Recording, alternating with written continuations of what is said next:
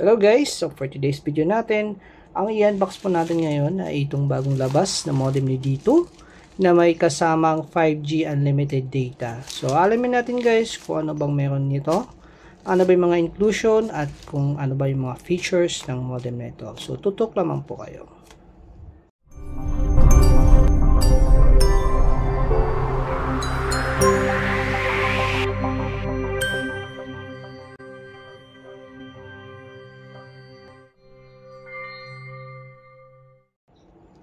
Okay guys, so itong modem nito ay nabili natin siya sa D2 app sa halagang 1,490.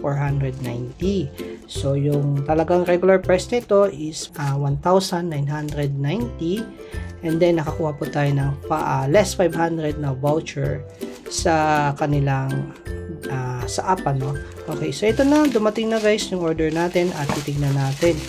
So 5G modem po ito na may kasama ding 5G unlimited data for 1 month ano. So tingnan natin siya guys kung ano bang mga inclusion at kung ano mga features niya no. Okay. So ito yung SIM kasama. Yeah. So open natin siya.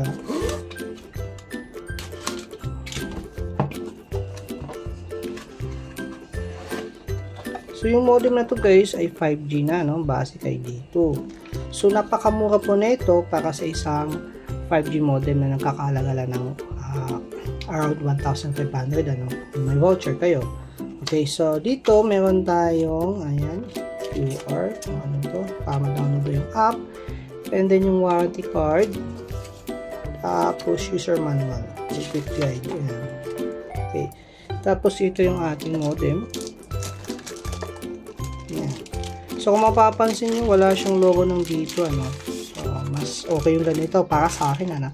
So opinion ko lang mas maganda siya kasi walang logo no. Kasi pero dun sa kanilang app may nakalagay dito na logo pero ito wala po no. So itong modem na to guys, meron siyang 4 na LAN port. Yan, makikita nyo 1, 2, 3, 4. Then may phone cord, power port, and then reset button. And then WPS button. Okay. So yung model ng modem na ito, yung model niya is ito po ay H151. Kung nakikita nyo guys ano, H151-370. Okay, so yan po yung model ng modem. So under po yan ng Zoe technology ito po no. Yan. So ito yung tsaka ng modem guys. Simple lang siya. Kita nyo. Pero 5G po ito. So, base dun kay dito, ay mayroon po itong cap limit. So, ibig sabihin yung speed niya ay may cap ano. So, up to 150 Mbps. So, yun nga lang guys, since 5G siya, so expect natin na around maglalaro siya around to 600 Mbps pataas ano. So, 5G siya. Pero ito, nakalock po siya sa 150 Mbps. So, hindi ko lang sure guys kung ito ba may dito ba ito bang modem ang nakalock sa 150 Mbps or yung mismong SIM card. Yung plan ano na 5G. So, yun ang alamin natin guys ano. Isa sa mga alamin natin. So, ito lang may inclusion niya, yung modem. And then dito sa loob is yung kanyang, so, ito yung adapter. So, yun lang guys yung kanyang mga kasama. So, i-testing natin siya guys. So, kasama yung SIM card, kakabit natin siya dito sa ating modem at i-test natin kung gaano ba siya kabilis. And then, aalamin din natin kung ano ba yung mga features nito. Tapos, ito pala guys, sa baba niya is yung lagayan ng SIM card, ano, nandito banda sa baba. Okay, so, ayan yun.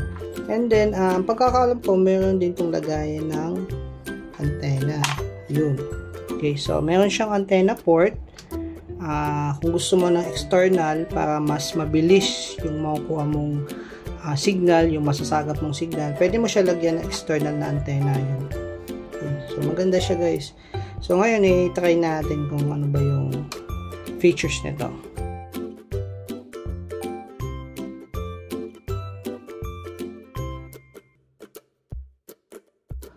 ito na siya, nakabit na natin yung ating SIM card na 5G D2 na meron po itong 1 month 5G unlimited internet. Okay, so nalagay na natin siya sa ating modem at titignan natin kung gaano kabilis yung kanyang speed.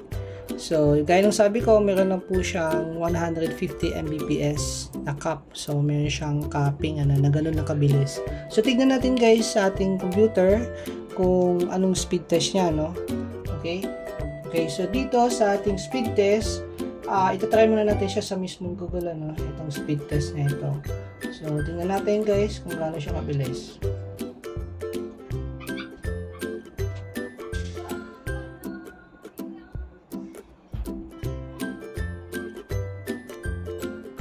Okay guys, so meron siyang 44.4 Mbps download, and then sa kanyang upload speed meron namang 9.33.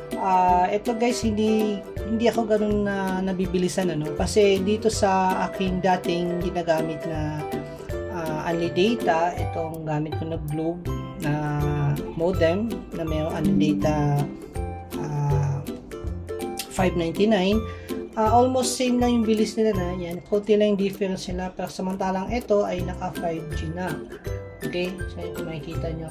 So ngayon naman itatry natin guys sa speed test dito sa Ookla. So alamin natin guys kung gaano din siya kabilis dito.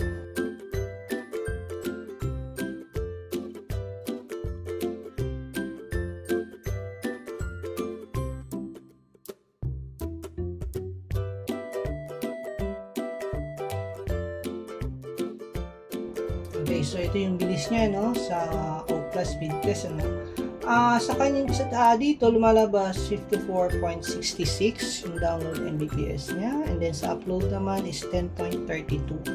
Okay, so medyo mabilis dito pero kasi para sa akin hindi ganun ka-accurate dito sa speed test na to, speed test natin.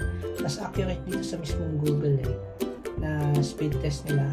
Okay, so ngayon guys, tingnan naman natin yung kanyang dashboard. So, sabi dito, mag-login lang tayo sa 192.168.8.1.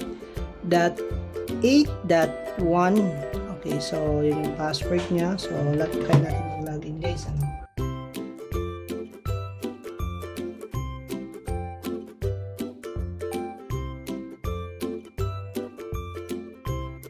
Please enter your password. So, yung password niya, makikita natin sa ilalim pa rin, So, X.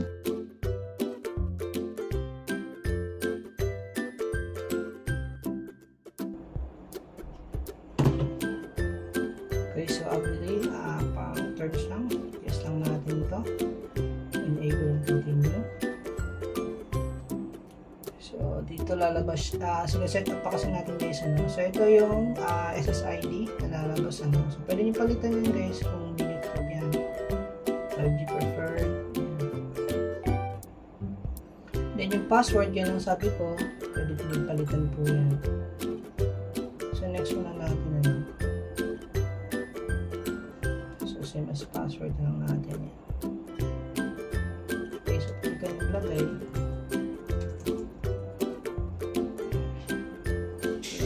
Yung password natin sa SSID. Okay, so ito na yung kanyang dashboard. So, tignan natin dito sa network settings. Okay, mobile networks. Ano meron dito? Internet niya. So, mobile network searching. Yan. Kung gusto mo, 5G only, pwede mo i-set yan. So, pwede pa rin po siya sa 4G. So, kung gusto niyo 4G, set nyo lang sa 4G only. Okay. So, yan. Nandito yun sa settings na yan. So, yun guys. Papakita ko lang sa inyo ano yung mga settings ng kanyang dashboard. Okay. Tapos sa Wi-Fi settings, ito na yun, yung kanina. So, pwede mong baguhin. Guess din. So, sa devices, ay makikita din natin yung ating mga connected devices. Kung ilan yung nakakonect. Tapos, syempre, may SMS tool pa rin. Hindi naman mawawala yan, Sa mga modem, meron talaga yan. Okay, so dito sa advanced, okay, so dito tayo magsiset ng mga makaka-access ng ating Wi-Fi. So sa bandwidth, ayan, pwede natin i-set yan lahat guys. Sa 4.4 GHz at 5 GHz. Wi-Fi security. Yan, dito. Okay, so meron din siyang update. Pwede ka dito enable mga pernet update, yung mga settings na yan. Okay, so tapos dito naman sunod sa router, IP, subnet. So kung gusto mo yung manual lahat yan, pwede. Okay, so may built-in VPN din siya. Kung gusto mo mag-enable ng VPN, meron din po dito, ano. Sa security, ito yung mga security settings niya. May IP filter, special application, yan. May NAT settings, domain filter. And then sunod, dito naman sa system. Okay, so dito lalabas yung ating device information sa system. Device information, dito lalabas yung model. Ito yung model guys, gaya ng sabi ko kanina, no? H151370. Serial number, IMEI. Numbers, hindi na dito yung number, no? Hardware version, software version, ito yun. So, very important to. Lalo na kung magkakaroon na ito ng open line in the future. So, dito nagbabase yan kung anong software version ng modem mo. Kung ano. Yan, lahat na yun guys. So, PCI, yan. So, ito kasi guys, ito yung sa signal na yan. Yung RSRP. Sa mga signal na yan, ano.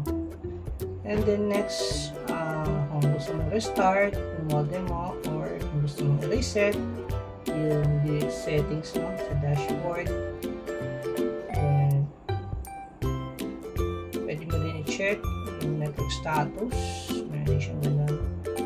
Tapos diagnosis, yan, modify password, current password mo sa pag-login, pin code, so pin code management, unlock device. So ito po yung sa open line. So halimbawa meron kang SIM lock code, pwede mong input dito para ma-unlock mo yung ating modem. Kasi ito po ay naka-lock po to sa dito lang. So hindi siya pwede sa ibang network gaya ng Smart, Globe, Talk and Text, Gomo, hindi siya, as of now, hindi pa siya pwede, ano. So, kung may unlock code ka naman, pwede mong i-enter dito, then save mo, para ma-open line po yung inyong modem. Okay, kung meron ka, okay, syempre meron lang yung 10 attempts, so be sure na tama yung unlock code na may input mo. So, time settings, dito mo babaguhin yung system settings. So, sa system settings, nandito yung mga Wi-Fi network settings, yung Wi-Fi password, yun yun, no, yung kanina. Tapos, auto-update. So, pwede mong i-disable, guys. Ito yung maganda sa modem na ito. Kasi kung ayaw mong i-auto-update yung software version niya, pwede mong i-disable dito. Yan. Okay, so, online updates, gaya niyan, disable siya, no. Antenna settings. So, ito yung kaninang sinasabi ko. Meron siyang pwede ka magkabit ng external antenna sa likod. So, pwede mong iset din dito guys, ano, kasi may setting siya. Which is, maganda siya, no? Kasi hindi mo na kailangan i-unlock pa yung modem para lang mahanap tong option na ito. Okay. Optimization, ano. Tapos, developer options. So, tingnan natin. Punta tayo sa developer options. Okay, so device login, no? Tingin ko yung password na gamit natin. Tingnan natin, ha? Yun. Okay, so kung ano yung kanina nilagay natin pala, guys. Hindi pala yun sa baba kasi nabago na nga pala natin, ano? So, ito yung sa developer options. Sa developer options, guys, dito natin makikita yung band locking. Okay, so ito yung sa developer options.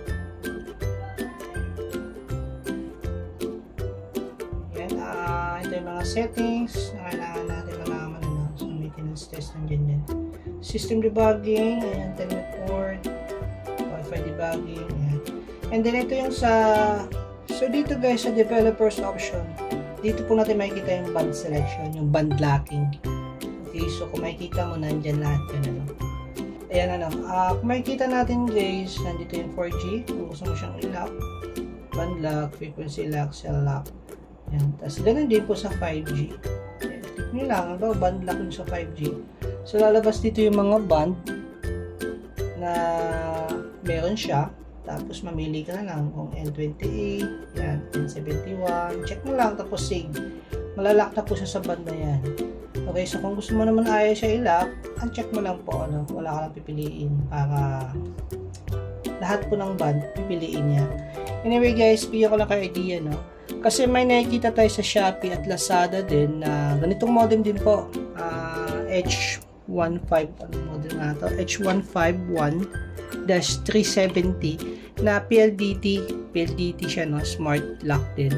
Na ganito din 5G modem din. Pero doon sa kanila kasi kung makikita nyo, nakalagay lang LTE Advance. Okay, so hindi po siya 5G since na ang smart at PLDT ay yung kanilang 5G ay NSA. So ito po kasi ay SA po ito, standalone 5G. So pure 5G po ito. Sa ano kasi sa smart at PLDT kasi NSA po yun. Combination po yun ng LTE at 5G. Okay, so hindi siya gagana yung 5G. Kaya 4G lang po yun. And then, ingat lang kayo doon, mas maganda na ito ang bilhin nyo. Kasi yun po kasi ay walang band blocking. So ito kasi, mayroong band blocking. Yung sa PLDT, Smart, wala pong band blocking yun. So mas maganda po kung ito yung bilhin nyo. Okay guys, so yun lang guys yung kanyang options sa kanyang dashboard. Yan. So sana guys, nakatulong yung video namin. Please don't forget to like and subscribe po sa aming YouTube channel para lagi po kayo updated sa mga videos na aming ilalabas. Okay po, thank you po for watching.